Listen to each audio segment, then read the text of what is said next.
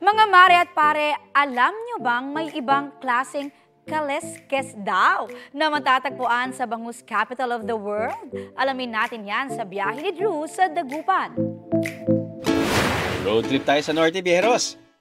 Sama kayo sa pinakamatinik, pinakamasarap, pinakamabilis, at pinakamalupit na biyahe sa tinaguriang bangus capital of the world. Love it! Halid kaya sa mga ito ang karapat-dapat bigyan ng award? Ano po ang isda nagiging bato, sir? Anong isda yung nagiging bato? Hindi, pera na, sir. Pera na, naging bato pa.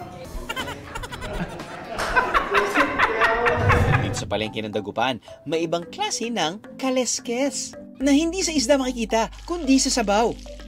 Ito po ba yung world famous kaliskes?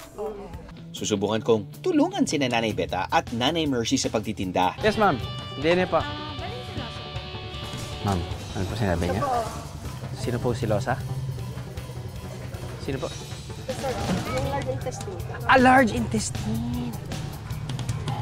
Nababasag ang katahimikan sa Tondaligan Beach kapag nagsimula ng magtinda ang mga dalagang ito. Bili po kayo. Sa bilis nila magsalita, kakayanin ko kayang sumabay sa kanila.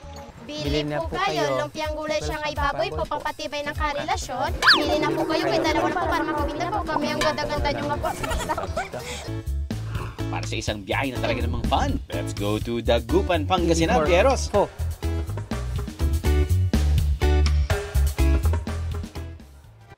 Kapuso, para sa mga maiinit na balita, mag-subscribe sa GMA Integrated News sa YouTube. Sa mga kapuso naman abroad, subaybayan nyo kami sa GMA Pinoy TV at sa www.gmanews.tv.